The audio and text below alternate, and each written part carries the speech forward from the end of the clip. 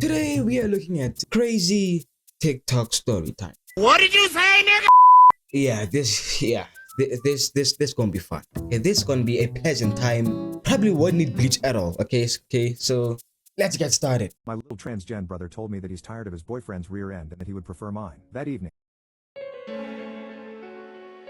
What the fuck is happening here? We just started. Did he say little?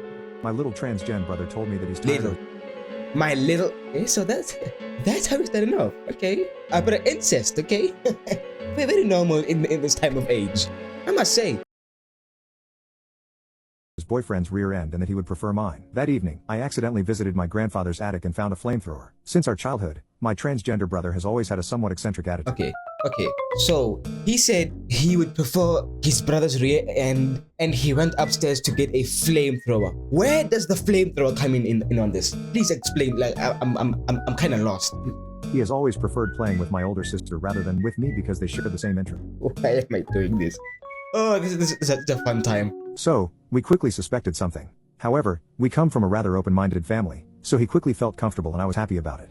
Unfortunately, he faced a lot of bullying at school, so we moved to a calmer and more open-minded place. There, he started indulging in his passions, like dancing to Shakira on his TikTok account, and it didn't seem to bother his classmates. Around the age of 14 or 15, he started wanting to transition because he no longer felt like a man. So, he went to see a doctor who prescribed hormonal medication that quickly changed his physical appearance and his voice. Okay. My parents told him that he should wait to undergo a complete transition, but personally, I no longer recognized him. Okay. I was 3 years older than him when he turned 16 and had his first boyfriend. They got along great, he wore a lot of makeup, and I have to admit, I liked it.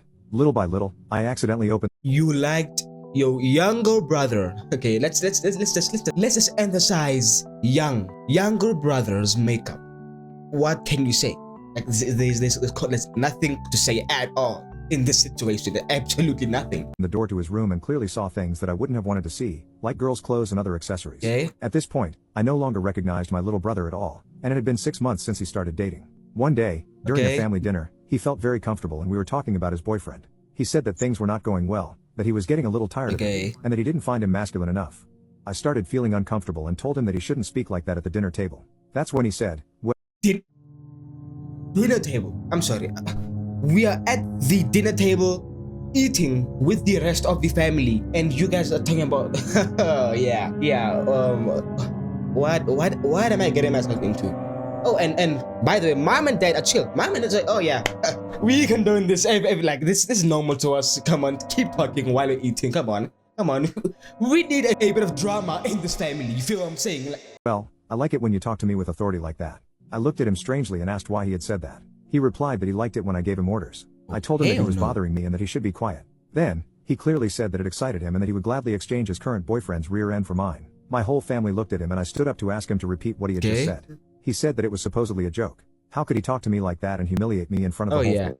And so, oh yeah, and you can tell that mom and dad don't give a shit, right? Mom and dad are just saying, oh, okay. I guess it's just one of those days where, you know, a bit of incest, they here, you feel. Family. That evening, I was a little angry, so I went for a walk in the attic. There, I stumbled upon a flamethrower that belonged to my grandfather. You can click on share and more to see if there is a— Oh, no.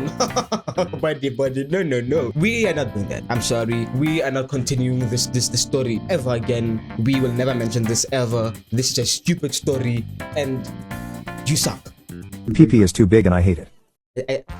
I just pressed unpause. I just pressed the space button. It hasn't been a second yet. PP is too big and I hate it. My PP is so large I just cannot lug it around any longer. It is so insanely huge and has caused so many problems in my life. I cannot go to airports as they think I'm sneaking something in. So every time I go, I get— What? This is a fun story. Okay. Age appropriate for the whole family. Okay. Thinking it's a bomb.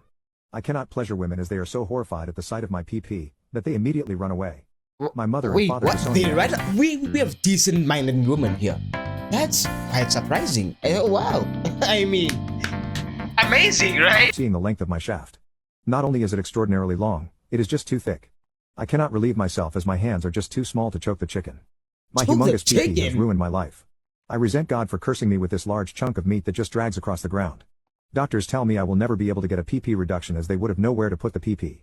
It would just take up far too much room. Burn it. I had a girlfriend when I was a young lad, She loved me for who I was and did not care for this deformity, but one day, I took off my jeans and my pee-pee flung out, smacking her and flinging her out the window. Is this your mother, by the way? Wait, so you took your pants in front of your mother, and it swung and flew. How can you say all these things with a straight face? You can't. It's impossible. It's quite frankly impossible. There's no way. She died 2 hours later in the hospital. She died 2 hours later in the hospital. What am I getting myself in? She was the only woman who ever loved me. My pee-pee is just I think too ginormous. It has caused problems for myself and the people around me. What? See, for this reason, I'm saying boyfriend because of the stupid last clip. The ending at all. My pee has taken over my life, but it cannot take over a life that does not exist. Oh, yeah. Instagram Reels, the best of short form content. Let's be honest. I have been letting my roommate plant his seed in me. My roommate is a few Here we fucking go again. Here we fucking go again. 2 years older than me, a guy I met at college, and we moved in together to save money. We've both been through a dry spell dating-wise, and we began to feel it. I'd listen to him jerk off in his room and wonder what it would be like to let him put it in. However, we have a good friendship, and neither of us wanted to put that in jeopardy. So one night we came up with a plan. To try to ease the insane amount of sexual frustration and tension in the apartment, we would start a not quite friends with benefits situation. More of a friends in their time of need situation. Either of us at any time could ask the other for fun time and the other could say no. A simple transaction like, can you do the dishes? Or it's your turn to take out the trash. I was so excited. I was ready for this tall drink of water to use the thoughts right out of my brain. However, he is into something very different, stick warming. Instead of a quickie and then back to business, he has me straddle his lap, take his thing inside of me, and then just chills. He reads books, takes calls, watches movies, plays video games all while inside of me. He has an incredible talent for staying hard. And whenever I whimper or try to get friction going, he grabs my hips. Be a good little stick warmer, he says. Sometimes he even kisses me on the cheek before going back to his game. First I hated it. It was not at all what I signed up for, and I resented having to wait for so long. However, once he had his full of stick warming, he flipped me onto the couch and rammed into me like a goddamn jackhammer. After being stretched out on his thing for so long, I was so sensitive that I came twice in a row before he spilled inside of me. It took me See, like, it's so fucking sped up that you can't even understand what she's trying to say. Okay, you can't understand. You can't understand anything. 30 minutes to peel myself up from the couch and go to the shower. Now, it is all I think about. I hurry home to sit on his thing. I cancel plans to be his sick warmer. I have even turned down dates to sit on his thing. Now, can anyone tell me, did anyone hear anything? Because I sure as hell did not. My mom gave birth to me when she was 17. Yeah, Okay. I know how that sounds. From what I've heard, she used to sleep around so much in high school that she doesn't even know who my father is. Oh, But she great. eventually found out, and I can't believe this well-known former YouTuber is my father. As a woman in her teens, she was definitely not willing to raise a child. But my grandparents didn't allow her to get an abortion. As a result, she was forced to take care of me. Okay. She was the opposite of a good mother. If I was crying, she would put on loud music and pretend that didn't exist. There were nights when I had to go Not to bed funny. hungry because she refused to breastfeed me and I wouldn't need anything else.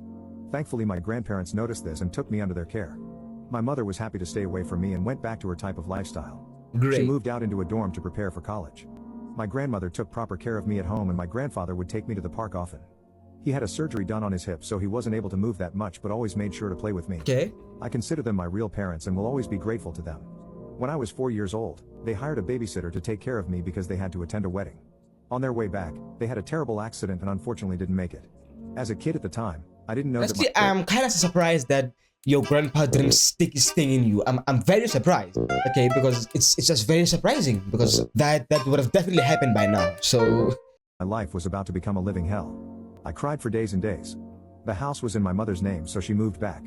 It's like she was happy that her parents were gone, because she began having late night parties in the house literally a week later. okay. She became the queen of her college because she had an empty house where everyone could hang out and do substances. Great.